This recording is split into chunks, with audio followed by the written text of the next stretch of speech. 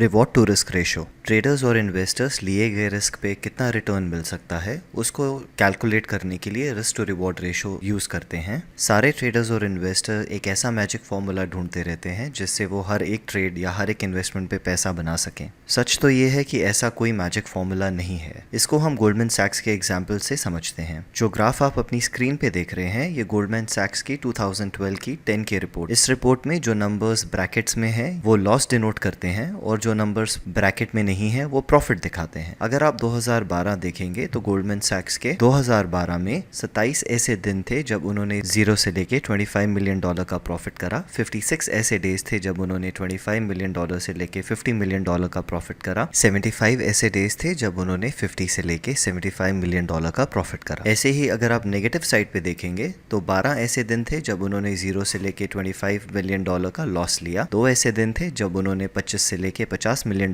का एक दिन में लॉस लिया एंड 2 ऐसे दिन थे जब उन्होंने 50 से लेके $75 मिलियन का लॉस एक दिन में लिया। अगर आप टोटल देखें तो नेट 16 दिन उन्होंने 2012 में लॉस लिया। ऐसे ही जो उनके विनिंग डेज होंगे उस विनर्स और लूजर्स का मिक्सचर होगा। अगर आप 2013 की रिपोर्ट देखें तो 2013 में उन्होंने 27 दिन पैसा लूज करा। अगर आप 2014 की रिपोर्ट देखते हैं उन्होंने 28 डेज लॉसेस लिए। अगर आप 2015 की रिपोर्ट देखेंगे उन्होंने 42 डेज लॉसेस लिए। अगर आप 2016 की रिपोर्ट देखते हैं तो उन्होंने 30 दिन लॉसेस लिए। अगर दुनिया में कोई ऐसा फॉर्मूला होता जिसको यूज करके आप हर एक ट्रेड या इन्वेस्टमेंट पे पैसा बना सकते हैं, गोल्डमैन सैक्स के पास इतना पैसा है कि वो फॉर्मूला वो खरीद सकते थे। इससे हमें ये पता चलता है कि ऐसा कोई मैजिक फॉर्मूला नहीं है जिससे आप हर एक ट्रेड या हर एक इन्वेस्टमेंट पे पैसा बना सकते हैं। तो इस प्रॉब्लम का सोल्यूशन क्या है? इस प्रॉब्लम का solution risk to reward ratio है। Risk to reward ratio calculate करने के लिए हमको प्लान्ड ट्रेड पे जो हम रिस्क ले रहे हैं और कितना रिवॉर्ड मिल सकता है वो पहले कैलकुलेट करना होता है। रिस्क कैलकुलेट करने के लिए हम अपनी एंट्री प्राइस में से स्टॉप लॉस प्राइस माइनस करते हैं और रिवॉर्ड कैलकुलेट करने के लिए हम अपने टारगेट प्राइस में से एंट्री प्राइस माइनस करते हैं। इसको एक एग्जांपल के थ्रू समझते हैं। अगर मेरे प्लान ट्रेड में मेरी एंट्री 100 रुपीज, स्टॉप लॉस 98 और टारगेट 110 था तो मेरा रिस्क मेरी एंट्री माइनस स्टॉप लॉस रहेगा जो कि 100 माइनस 98, मतलब इस ट्रेड पे मैं 2 रुपए का रिस्क ले रहा हूँ और मेरा जो रिवॉर्ड होगा वो टारगेट माइनस माई एंट्री होगा 110 माइनस 100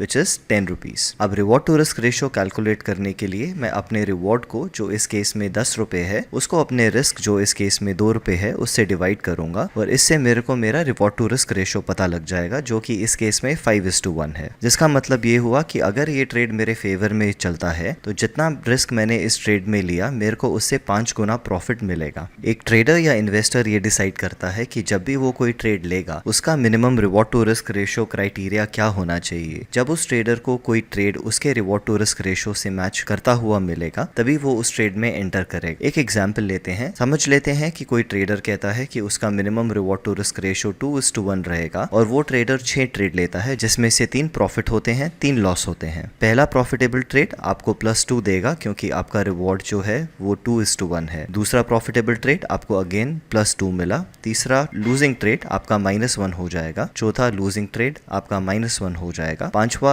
लूजिंग ट्रेड आपका फिर से -1 हो गया और छठा विनिंग ट्रेड आपका +2 हो जाएगा। अगर आप इसका अब टोटल कैलकुलेट करेंगे तो आप 6 बार में से सिर्फ 3 बार करेक्ट थे, मतलब आप सिर्फ 50% करेक्ट थे। बट 50% करेक्ट होने के बाद भी नेट आप +3 थे। क्योंकि ऐसा कोई मैजिक फॉर्मूला नहीं है जिससे कोई ट्रेडर या इन्वेस्टर हर एक ट्रेड पे पैसा बना सके। Reward to risk ratio use करने से ट्रेडर 50% बार गलत होने के बावजूद भी प्रॉफिटेबल ट्रेडर हो सकते हैं अगर वो 2:1 रिवॉर्ड टू रिस्क रेशो के लिए काम कर रहे हैं। जितना बड़ा आपका रिवॉर्ड टू रिस्क रेशो होगा आप उतनी ज्यादा बार गलत हो सकते हैं, तब भी आप प्रॉफिटेबल ट्रेडर हो सकते हैं। समरी में रिवॉर्ड टू रिस्क रेशो एक कैलकुलेशन है जो ट्रेडर्स या इन्वेस्टर्स यूज करते हैं ये जानने के लिए कि लिए गए रिस्क पे उनको क्या एक्सपेक्टेड रिटर्न मिल सकता है।